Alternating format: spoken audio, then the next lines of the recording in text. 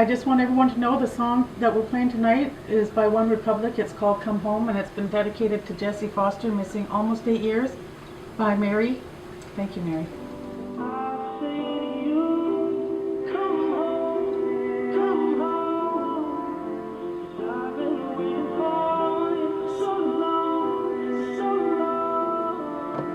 Play these stupid songs that just rip my heart out.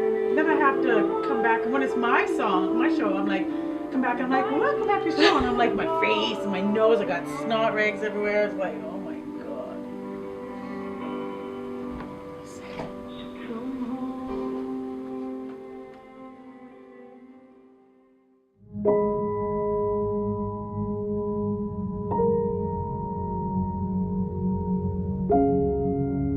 She's always into swimming and brownies and guides and dance. When she was in grade 11, she moved to Calgary and did grades 11 and 12 in Calgary. She started developing a certain style, you know. She had an energy about her that was just starting to get rolling, starting to click. She'd always been very popular, liked to go to clubs and dance, because she'd always loved to dance. She had these sayings, you know, the things that would just make us crack up. It wasn't just what she said, it was how she would say it. And that's what I remember the best of times, was those instances.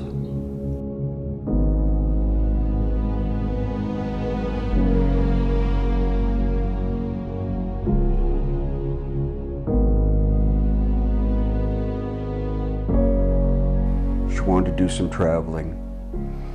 And it was around that time when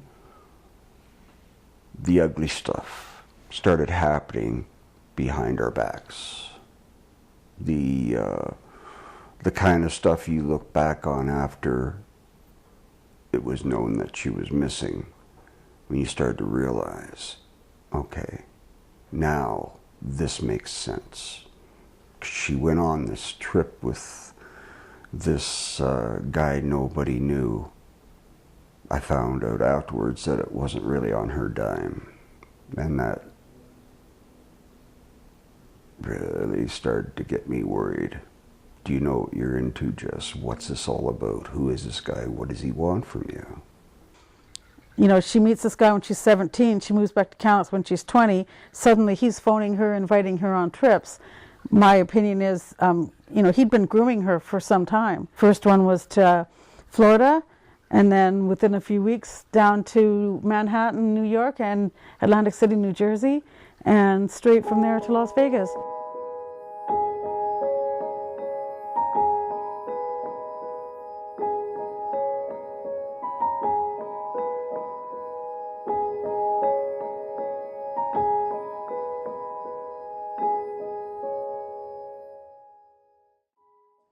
Ask for your blessing today in Jesus' name. Amen. All right, well, let's get you guys to take as many flyers as you need. And you will need a bunch. I worked the case with North Las Vegas, and I was a go-between for the family and North Las Vegas detectives. I met Glendine Grant quite some time ago, after, of course, Jessie went missing, but I met her. She had reached out to me due to the fact that she has a blog talk radio show and was interested in hearing my best friend's unsolved homicide case. I heard about it first through Mary Brochures. We went down to follow up some leads and some tips in regards to what Glendine had received in the last year. I've been talking to Glendine since back in 2007. Every time she gets a lead, she'll email me. And I've done 3 to 4 searches on it already. And different leads she got, or information from psychics or stuff like that. Do I believe in psychics? Who am I to say no? I hate not to take the tip and have somebody find the remains down the road and say, well, that's where we asked you to go. My friend Deanna Johnson was murdered when she was 14 years old. They actually stayed in our county that it was the worst homicide they had ever seen. When I look at a girl out on the streets or another unsolved homicide case, I think that what if that would have been Deanna? Maybe if somebody would have stepped up like I'm doing, then Deanna wouldn't be in the situation she's in today, which is no longer with us.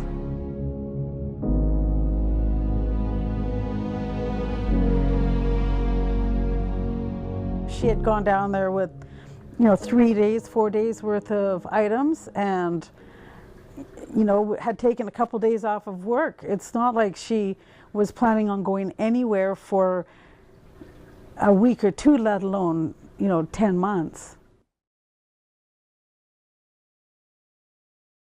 What was your impression of Jessie's boyfriend? Never met him. I never met him. So initially, she, I met this guy. He's a friend of my friend's boyfriend.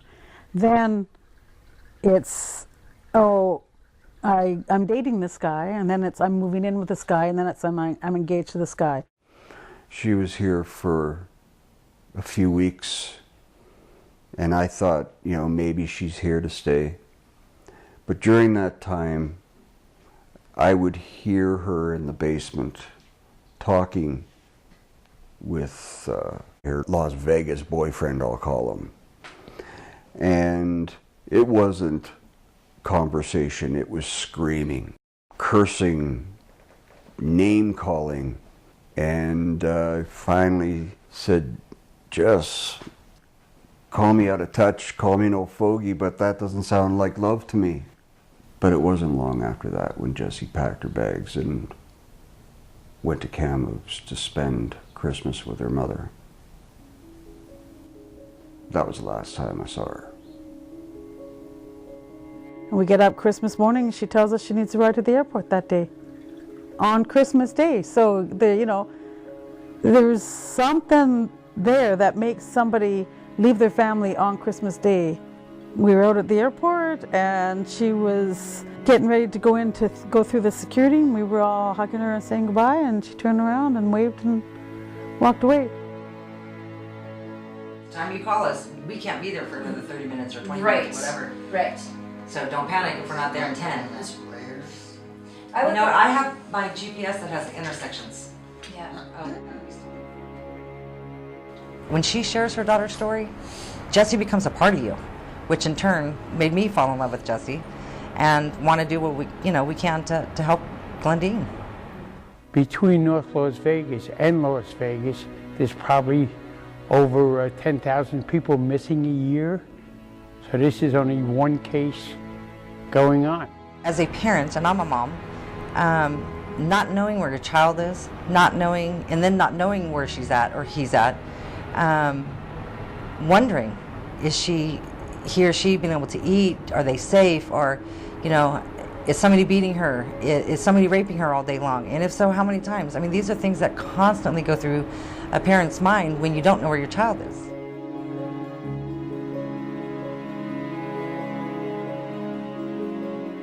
Her sister Katie was trying to get a hold of her, and she said to me, Mom, I've been calling Jessie all day and she hasn't called me back, and it was really weird.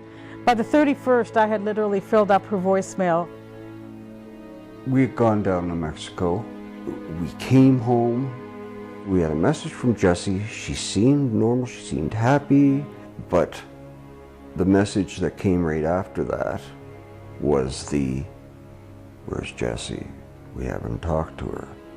All these thoughts came creeping into my head.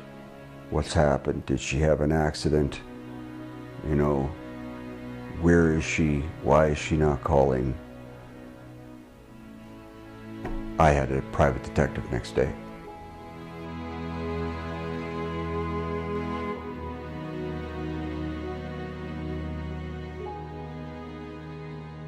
She was beaten and hospitalized with a broken jaw, and by June of 2005, she'd been arrested for solicitation, and by September arrested again, and by the following March she was missing. And if you kind of just look at those, how fast everything happened, you just got to imagine what must have been happening in the months that led up.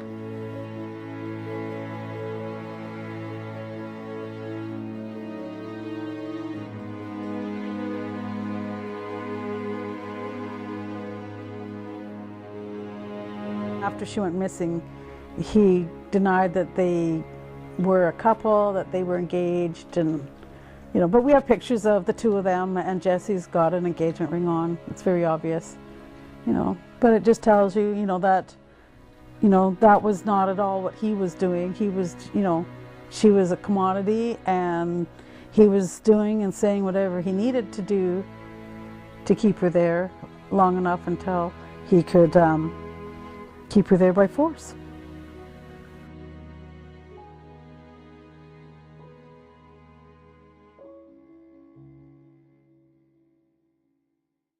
Keep them safe, keep them warm.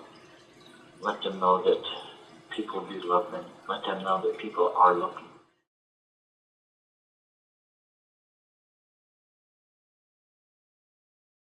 Somebody said to me, well, that sounds like human trafficking.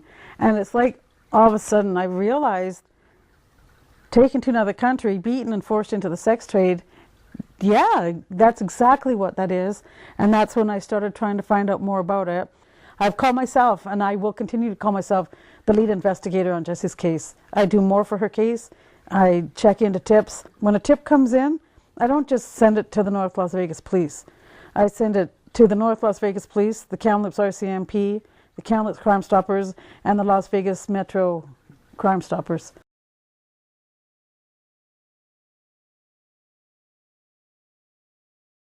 We immediately went down there to go find out if it was her, and we couldn't tell. We couldn't tell. In 1 minute, I was, ooh, that's Jessie. I could tell, look at the picture, the comparison between this and that. I knew for sure it was Jessie. And then 5 seconds later, it's like, no, that can't be her. Even Mom couldn't tell. So the picture actually went to Mom, and Mom could not verify if that was her daughter, because that's how similar it was. And that's pretty radical. It was just a hard call. It was very difficult. This girl looked so close. And then when law enforcement came and they saw the pictures and they saw her, they even thought it was her. So, which was probably a good reason why they felt confident to take her in. They did call us and they did state that they fingerprinted her and it was not Jessie Foster.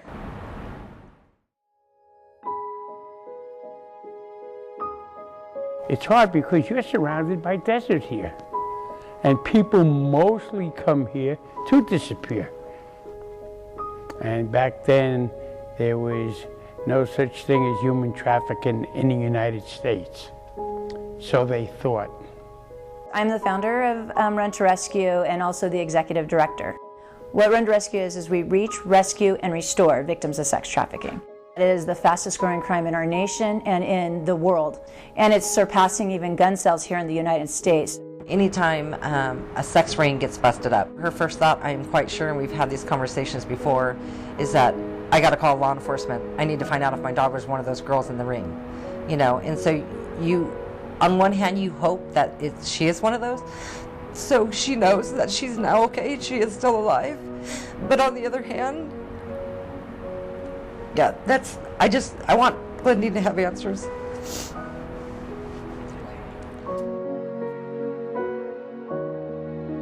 The other family's perspective is Jessie was forced into this business, and I saw it as a little different,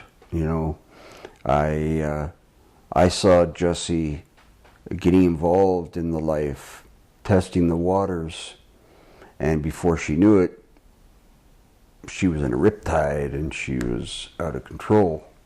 She even told me one time, "Oh, Dad, I've got a job, I'm working for this escort agency," and I just freaked out. I said, "What the hell did you just say?"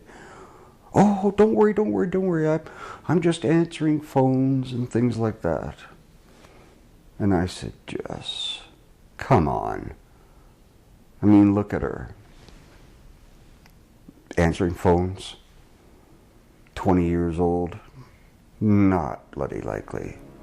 I believe that Jessie was never quite satisfied of her financial situation.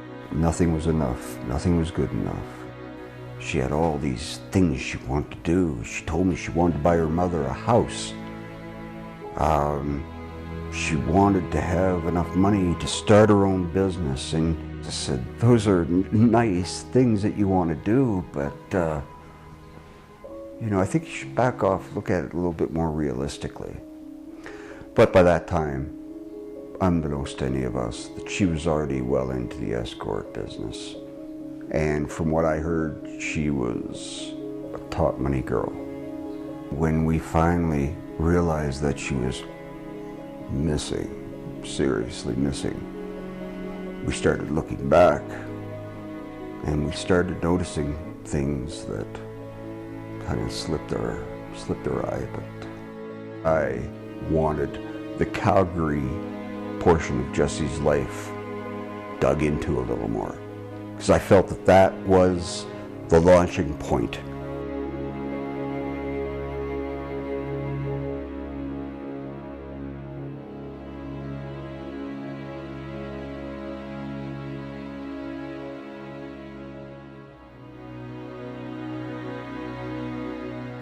That's what he was called. That's when I learned that Jessie knew exactly who this guy was. Jessie was a willing participant in the beginning. She looked at this life as a viable way of making lots of money, making it quick, get in and out. You know, I think that's where Jessie's head was. You know, if I hook up with the right people, I'll keep control of it. And that's what I'm so angry about. If I could just get Jessie in front of me and say, why did you put yourself in that position? What is it about your financial situation that made you feel so desperate that you had to step out and do something like that? And thereby getting my anger out, and, you know, plenty of time for hugs and kisses, and, you know, wrapping her up in your arms and keeping her there. But I don't think I'm ever going to get a chance to do that. So I live alone with my anger, and I live alone with my frustration and my loss. People come in here for the bread mostly. In the first year and a half when I didn't go to work, I couldn't do anything. Probably for 2 months, I hadn't gone grocery shopping, paid a bill, stepped out of the house. I had 2 teenage daughters still at home and a husband, and they'd say something like, you know, I'm hungry, and I'd say, you're hungry and your sister's being raped somewhere? You're hungry and, you know, your stepdaughter might be dead, buried in the desert somewhere? How selfish can we all be? Like, I couldn't get off that. It was, to me, everything was all about Jessie. And I thought anybody who wanted anything else, if they didn't have it as bad as Jessie, they were selfish. And I was wrong thinking that, but that's how I was thinking. I started realizing I have 3 grown daughters who needed a mom, because not only were they entering womanhood and motherhood, but they had a missing sister.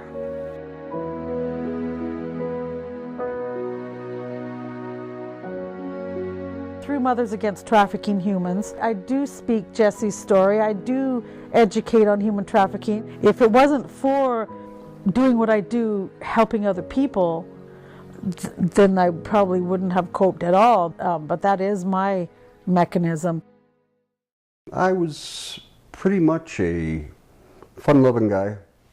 You know, waking up in the morning was an easy thing to do. And now it's just a really seriously vague memory. It really is. I would love it if we had this normal, everyday, oh, I have a hangnail kind of a problem life again. But that'll never happen in our family again. I also can't have a mourning, because mourning, grief, all that has a process, and then there's an ending. And there isn't one, so it's different. I might see Jessie again. I don't know.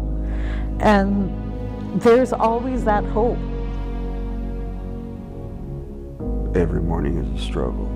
Every time I open my eyes, when I realize it's another day, first thoughts always go to Jessie. every single morning. First thing I think about. Our daughter had been wrapped up in this life, swallowed up, chewed up. But the only thing we never knew was where she was spit out. How can I give up hope and mourn Jessie and tell everybody that I have a daughter who died? And then Jessie walks in the door one day and I'm like, oh, I'm sorry, I thought you were dead. No, that'll never happen. I don't know. I'm not God, I'm not a psychic, and I wasn't there. There's no reason for me to give up. There will never be a resolution of this as long as we never learn what happened to her. I will find Jessie, or I will die trying. And by that I don't mean I'm gonna die trying. No, it means like I'll get old and I'll die. I want to be proven wrong.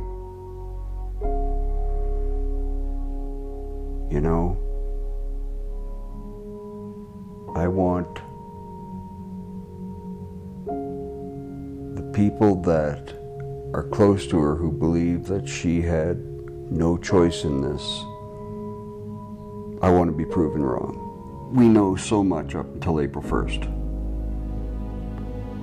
The second she stopped communicating with us, well, this could have happened, that could have happened, this could have happened, or kaboom, that could have happened.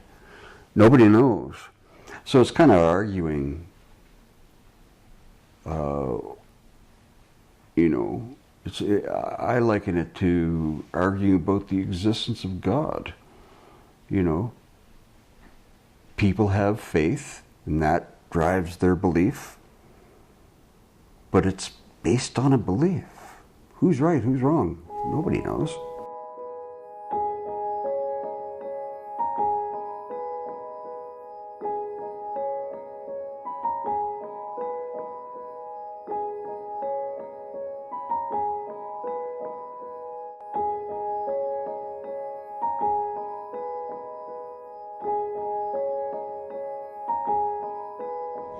What do you hope happened to Jessie? I hope in my own little fantasy world, and for Jessie's sake, that she is out there having a great old time, and for whatever reason she just wanted to start a new life and for no one to know where she's at. Well, I hope she wasn't murdered. Jessie was always afraid of dying when she was a little girl. I don't know how to answer that because, of course, the hope is that she made it out of that life safely. Unfortunately, we all know that sex trafficking is obviously about sex. And I just hope that, she can put herself in another place. What's the difference between hope and a dream? Because it seems to be more on the dream side of things than a hope, What do you think happened? She's in pieces in the Nevada desert somewhere. She was coyote and snake food a long time ago. I think that she got herself probably into something that she had no clue that was coming about. And I think that there's a vile man involved with this. I believe with all my heart that wherever Jessie is, she's not alone. And that I do believe she would be like a big sister and a comforter to the other women that might be wherever she's being held. She's still here in town, and she hasn't been arrested since 2007 to 2008. She's not here. That should answer your question. And as an ex-policeman, I used to say, I want to get closure, I want to close my case. Case is never closed, there's never closure. Because if something happens and we do find remains, then the loved one will want to know, well, how'd she get where she did, who killed her and everything else, so there's never any closure for the family of the loved one that's missing. Does that make sense to you?